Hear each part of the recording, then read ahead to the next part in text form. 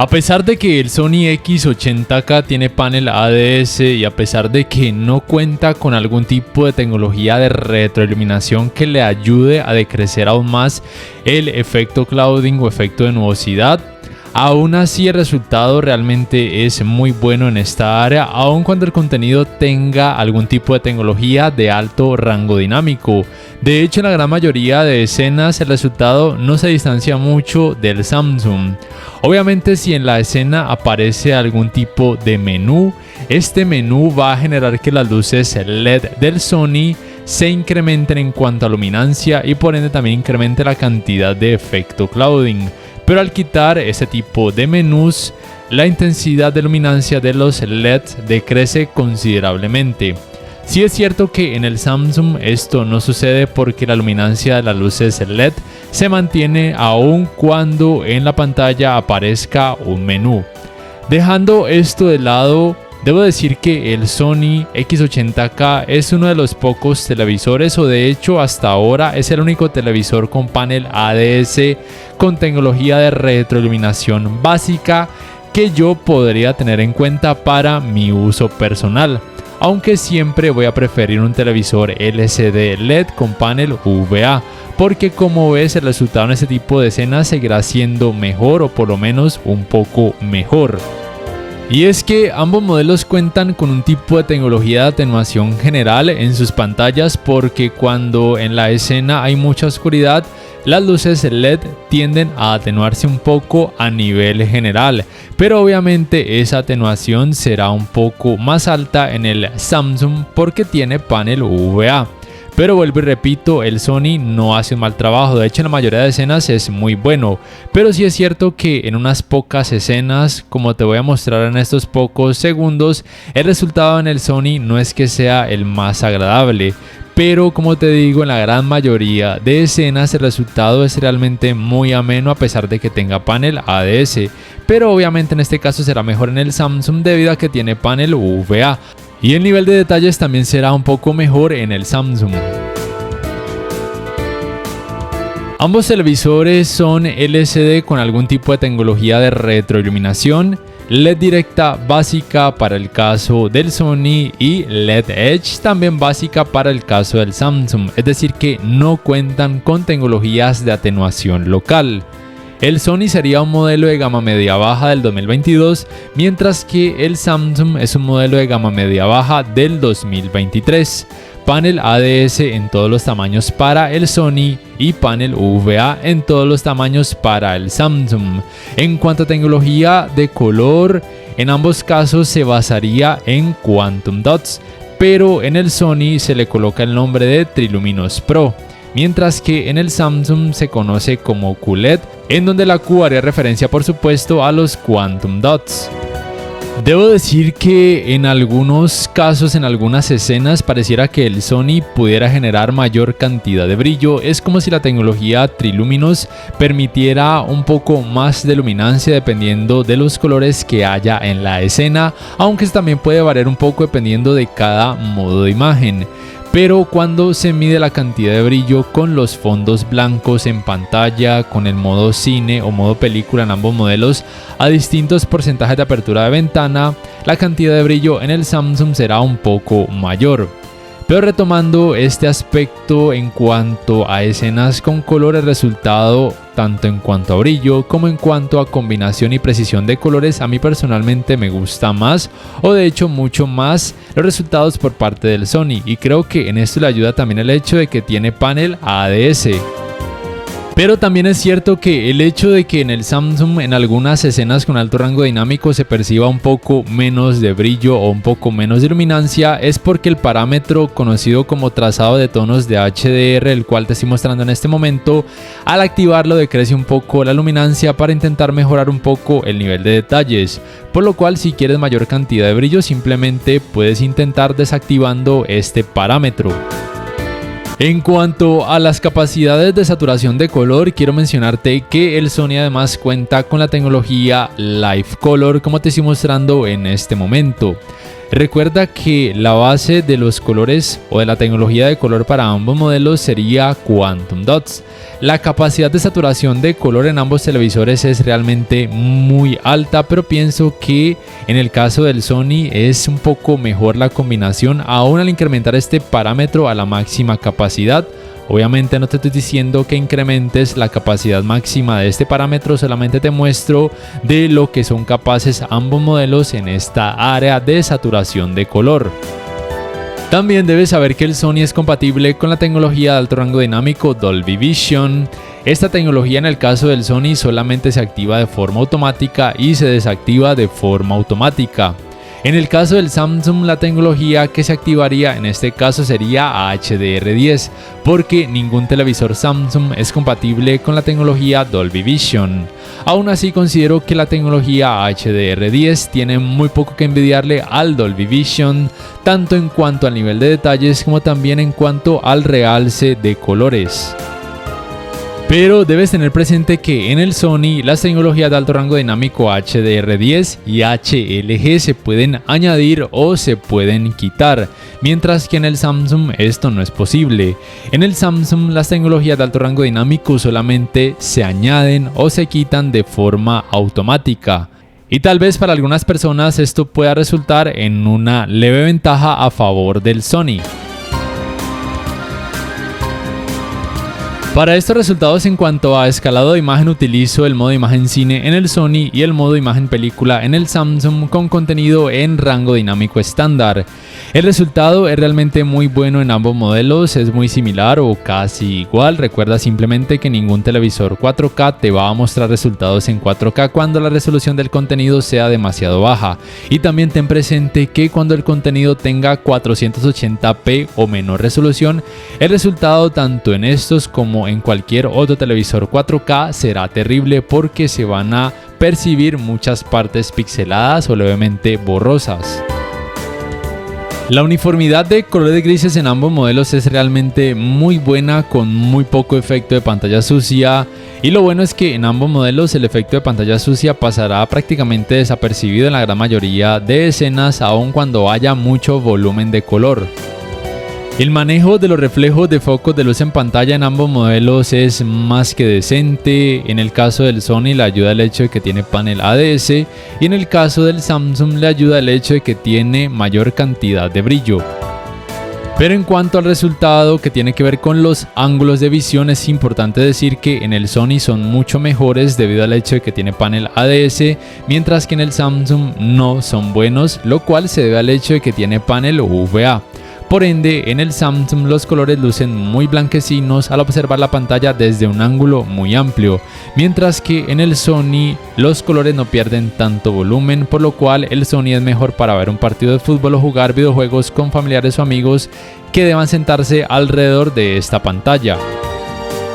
El manejo del movimiento en ambos televisores es realmente muy bueno, ayudando a decrecer considerablemente el efecto de vibración o conocido como efecto Jutter, y los artefactos que se perciben son realmente muy pocos.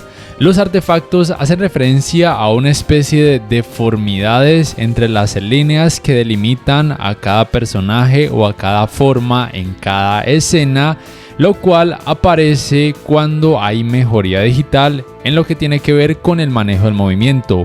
Por esta razón, la gran mayoría de cinéfilos no prefieren mejoría digital, aunque se puedan percibir leves escenas con movimiento Jutter o efecto Jutter o movimiento de vibración, porque eso indica que no habría artefactos. Pero muchas personas, incluyéndome, preferimos la mejoría digital, porque en este caso los artefactos son muy leves y para nada molestos. En cuanto al apartado gaming, es importante que sepas que ambos modelos no son compatibles con los 120 Hz ni en 4K ni en algún otro tipo de resolución, ni tampoco son compatibles con tecnologías de frecuencia de actualización variables. Ambos modelos cuentan con modo juego, el cual debes activar de forma manual, o en el caso del Sony se activa de forma automática al detectar un videojuego en acción. En ambos casos el modo juego es obligatorio o por lo menos muy necesario si quieres obtener los mejores y por ende menores tiempos de input lag y el mejor rendimiento general. Además, el modo juego permite hacer aparecer las game bars respectivas de cada modelo, como te estoy mostrando en este momento. Estas game bars cuentan con opciones para mejorar aún más el manejo del movimiento en caso de así requerirlo. También puedes hacer aparecer una mira en pantalla, lo cual tal vez sea útil en algunos videojuegos de disparos de primera o tercera persona. Y en el caso del Sony puedes incrementar o decrecer el tamaño de la pantalla de forma manual si así lo requieres. Pero lo más importante o la gran ventaja por parte del Samsung, o mejor dicho por parte de la Game Bar del Samsung, es que cuenta con modos de imagen para mayor variedad en cuanto a colores y en cuanto a brillo y temperatura de color, mientras que el Sony no cuenta con modos de imagen. En el Sony tendrías que ir a modificar cada parámetro en caso de que quieras cambios al nivel gráfico. Mientras que con el Samsung puedes acceder a esta configuración gráfica de forma muy rápida porque ya viene predeterminada en estos modos de imagen, especialmente con el modo de imagen deportes o el modo de imagen original, que sería en donde se notan más cambios en cuanto a colores, cantidad de brillo y temperatura de color. Quiero decirte que aunque ninguno de estos dos televisores tenga tecnologías gaming avanzadas, aún así el hecho de poder jugar en 4K hasta 60 Hz, aunque sea sin tecnologías de frecuencia de actualización variables, la experiencia me parece que es muy agradable en ambos televisores, es realmente muy fluida, ambos muestran muy buena calidad gráfica, muy buen nivel de detalles. En lo que tiene que ver con la representación de colores siempre se trata de cuestión de gustos, ya está en ti cuál modelo te está gustando más en lo que tiene que ver con la combinación y saturación de colores. Es cierto que con el Sony podrías jugar con la tecnología de alto rango dinámico Dolby Vision, pero no te lo recomiendo porque eso hace que el input lag incremente considerablemente y créeme que en la práctica sí que se percibe y si eres muy exigente lo vas a percibir aún más. Yo te recomiendo jugar con HDR10 porque vas a obtener mejores resultados en cuanto a input lag y además creo que la tecnología HDR10 tiene muy poco que envidiarle al Dolby Vision, tanto en cuanto a nivel de detalles como también en cuanto a realce de colores. Pienso que los tiempos de input lag en ambos modelos, tanto en la teoría como en la práctica, son muy buenos y considero que casi cualquier persona podría quedar satisfecha en esta área con el resultado que pueden proveer ambos televisores. Retomando el rendimiento general de ambos televisores en esta área gaming, te recuerdo que en el caso del Sony, el hecho de que tenga panel ADS hace que en algunas escenas puedas percibir algo más de efecto clouding o de nubosidad en comparación al Samsung. Pero también es cierto que ese aspecto es muy probable que le ayude al Sony a no mostrar tanta intensidad del efecto conocido como ghosting en este tipo de escenas con mucha oscuridad y ocasionalmente movimientos rápidos. Pero quiero decir que el efecto ghosting en el Samsung no es terrible, aunque sí se puede llegar a percibir un poquito más. La diferencia no es realmente muy grande. Pero la diferencia sí puede llegar a ser muy grande en algunas escenas en cuanto al efecto de nubosidad o efecto clouding, como te muestro en este momento. Pero en la mayoría de escenas la cantidad de ese efecto por parte del Sony no me parece tan terrible y puede resultar más que tolerable. El calentamiento en pantalla en ambos modelos, luego de utilizarlos 3 horas o poco más sin parar, también por supuesto con videojuegos, está dentro de un rango de temperatura normal. Aunque en el Samsung la temperatura es un poco más alta en la parte baja de la pantalla porque tiene tecnología de retroiluminación LED Edge, aunque en el resto de la pantalla la temperatura es un poco inferior en comparación al Sony. En cuanto al área Smart, estos serían sus controles remotos. En ambos casos me parece que son realmente muy ergonómicos o muy cómodos al agarre. La diferencia en cuanto a tamaños es considerable. También lo es un poco en cuanto al peso, siendo mucho más liviano el One Remote del Samsung, el cual además se puede cargar vía panel solar o vía puerto USB tipo C. Ambos tienen teclas de acceso directo para algunas aplicaciones y botón para micrófono para darles comandos de voz. El sistema operativo del Sony sería Android TV basado en Android 10 con capa de personalización Google TV, mientras que el sistema operativo del Samsung es por supuesto Tizen, propio de esta marca. La fluidez del sistema operativo en ambos modelos es realmente buena, o de hecho muy buena en la gran mayoría de ocasiones.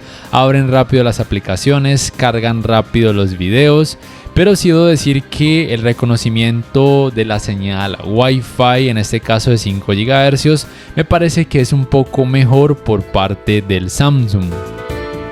Pero en cuanto al diseño de estos menús, aunque en ambos casos me guste mucho porque además se puede cambiar la ubicación de estos iconos, sí debo decir que me gusta más por parte del Sony tanto el diseño en general como el hecho de que el menú aparezca unos segundos más rápido. Pero es cierto que el Sony en cuanto a aplicaciones tiene la gran ventaja de contar con la Play Store de Google y que además de ser necesario le podrías instalar archivos APK. En el caso del Samsung, la tienda de aplicaciones es más limitada, aunque tiene muchas aplicaciones populares y no tan populares, y aunque se le pueden instalar archivos externos, estos deben tener extensión TPK, pero hasta ahora no hay muchos desarrolladores que estén trabajando en esto. Pero por ejemplo, en este Samsung yo instalé esta aplicación Crunchyroll de forma externa antes de que estuviera de forma oficial en la tienda. De hecho, aquí aparece el aviso de que la aplicación Crunchyroll ya está disponible de forma oficial. Pero esta que yo instalé hace unos 2 o 3 meses atrás de forma externa, a manera por supuesto de archivo con extensión TPK, me parece que funciona mejor en comparación a la aplicación oficial. Me parece que es más fluida, adelanta o retrocede videos más rápido, los videos cargan más rápido, el cambio en cuanto a idioma y subtítulos se realiza de una forma un poco más rápida. Pero es probable que a la aplicación oficial le hagan mejorías con el paso del tiempo. También debes saber por supuesto que el Sony tiene mayor variedad de aplicaciones que puedan cumplir con la función de navegadores de internet, mientras que el Samsung cuenta solamente con un navegador de internet propio del sistema operativo Tizen, aunque desde mi punto de vista funciona bien. Se puede realizar también búsqueda por medio de comandos de voz y reproducir contenido multimedia a través de algunas páginas web. Y aunque el Sony sea compatible con la función de compartir pantalla o conocida como Screen Mirroring tanto con dispositivos con Android como con aquellos dispositivos con iOS, es cierto que el Samsung tiene la ventaja de que además es compatible con la función Multiview, mientras que el Sony no es compatible con esta función.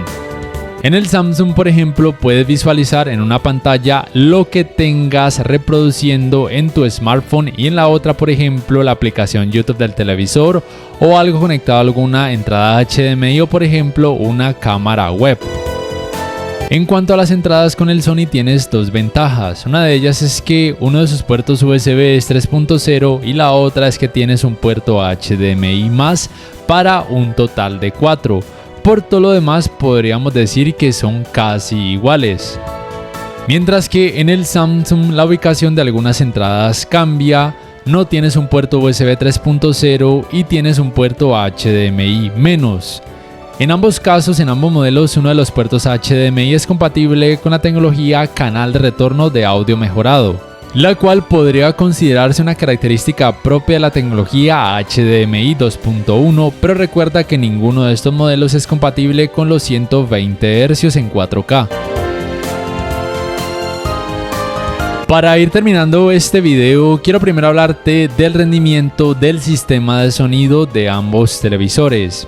Aquí quiero decirte que aunque en la teoría la potencia sea la misma, en este caso de 20 watts, el rendimiento en la práctica por parte del Sony es mejor, o de hecho mucho mejor, o de hecho muchísimo mejor. Puede alcanzar más altas frecuencias, mejor nitidez, mejor respuesta en cuanto a experiencia envolvente, aunque realmente no tiene subwoofer, pero la experiencia se siente mucho mejor, con mayor cantidad de bajos. Y es que en el caso del Samsung, el hecho de que el diseño sea tan delgado no le ayuda a que tenga altavoces potentes. El resultado de audio en el Samsung no es terrible, pero no es potente ni mucho menos envolvente. La experiencia es normal, está bien, se siente nítida, pero es que lado a lado comparándolos, el Sony realmente le lleva muchísima ventaja en esta área. Al Samsung sí convendría comprarle una barra de sonido, aunque sea una de las más económicas, que tenga subwoofer. En el caso del Sony, solamente te recomiendo una barra de sonido en caso de que lo vayas a usar en una habitación o en una sala demasiado grande. Porque para una habitación o una sala pequeña o mediana considero que el sistema de sonido del Sony es más que decente. Pero en el caso del Samsung, sea cual sea las condiciones, sí convendría una barra de sonido. Al final te voy a dejar con la prueba del sistema de sonido de ambos modelos para que más o menos puedas percibir las diferencias y te hagas una idea de cómo podrán resultar en la vida real. Y para terminar, si te preguntas cuál modelo te conviene más, teniendo en cuenta que por lo menos aquí en Colombia el Sony ha bajado un poco su precio y que la diferencia no es tan abismal entre ambos modelos, yo realmente te diría que el Sony puede ser una mejor opción en todo, a menos de que seas excesivamente exigente en el área de escenas oscuras, porque en ese caso el Samsung hará un mejor trabajo. Pero créeme que yo, que soy tan exigente en esta área de escenas oscuras, al Sony, a pesar de que tenga panel ADS, lo tendría muchísimo en consideración. Porque como te digo, por todo lo demás, por lo menos a mí me pareció mejor. Aunque la cantidad de brillo en el Samsung en la mayoría de escenas puede ser un poco más alta, pero el brillo del Sony es más que suficiente. No sé qué opinas tú al respecto entre ambos modelos, cuál te gustó más o cuál comprarías y por qué. Por favor, déjamelo saber en la caja de comentarios, y si este video te ha gustado te invito a que por favor le des clic al botón like, que te suscribas a mi canal si aún no lo haces, que si puedes adquieras una membresía del canal para que accedas a beneficios extra. Además, de esa forma me apoyarías, y que actives la campanita de notificaciones para que puedas saber al instante cada vez que subo un nuevo video. Hasta la próxima.